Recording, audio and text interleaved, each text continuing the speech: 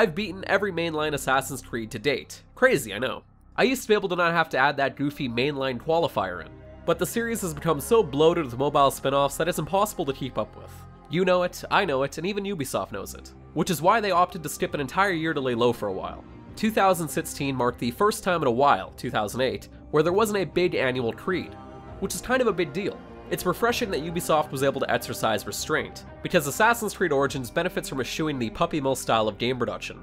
Egyptian culture is so entwined with death that a Killy Assassins game just made sense. I appreciated the elevated spirituality in Origins, which constantly takes beats from the various polytheist communities within, and wraps them into a setting that doesn't feel as arbitrary as few have in the past. I'm not going to act like I truly learned anything of value or done a free Crash History 101 course in Egypt, though that functionality is coming. But at no point did Origins feel inauthentic, even when it was dropping fan-servicey origin bits.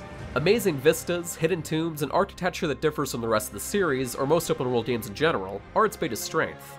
This time you'll control Bayek, an Egyptian that exhibits assassin-y traits before the actual Brotherhood is formed. Initially, it's kind of jumbled, with that classic Assassin's Creed storytelling in the middle of things you've come to sigh at. Basically, all you really take away at first is that Bayek is in trouble with the law, was formerly of the law, and you're supposed to like him. Names like Rabia and Senu are thrown around, and eventually take shape.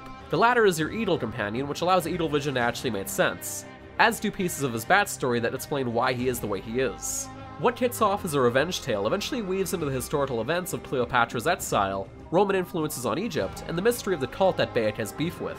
Despite the rough start, it is engaging, and I found myself actually wanting to unravel said mystery yarn by yarn. Part of it is that Bayek is literally an outsider, even in his homeland, when juxtaposed to the Roman occupation. Instead of being kickstarted by an already badass Brotherhood, he's mostly on his own. After the token hour or so of an intro, Origins will open up and you'll be able to do whatever, with a very restrained amount of modern day sections woven in. I'm talking maybe 30 minutes in total, tops, if you get right back into the Animus after several interludes. Even most of the side quests don't feel like throwaway material, and allow for drunken street brawls or detective work.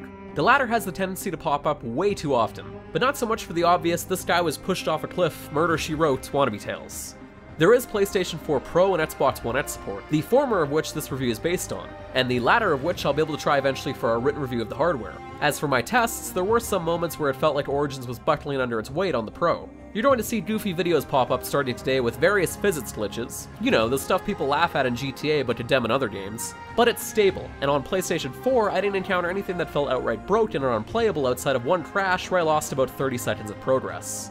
Combat is also being heavily reworked with a From Software school of thought. You can now control your left and right hand separately, though the left hand is regulated to a shield, as well as dodge more freely with a sort of scripted dance to it. You're also not spamming the same weapon type over and over, swapping constantly as you acquire more loot.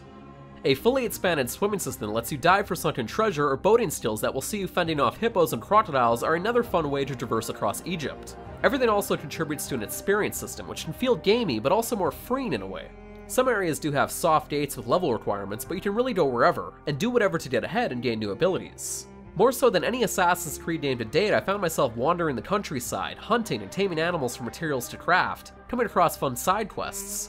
I liked organically finding things instead of reading them on a tome and following a breadcrumb trail. Senu's literal Edel vision is also a great way for Ubisoft to differentiate themselves from the apt detective vision comparison that they've run into the ground over the years.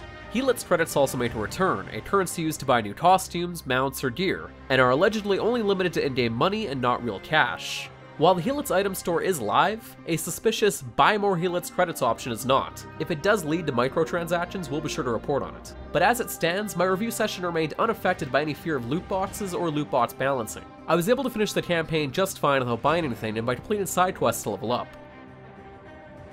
I was really torn in assessing Assassin's Creed Origins, as it hits several of the same lows as the rest of the series, with its sometimes uneven mission structure and janky physics. But given that they now have the formula down to a science and didn't rush it out the door, all of that is a little easier to deal with than its predecessors.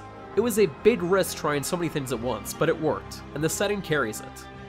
But for all things Assassin's Creed, like our written version of this review by Chris Carter, be sure to head on over to Destructoid.com.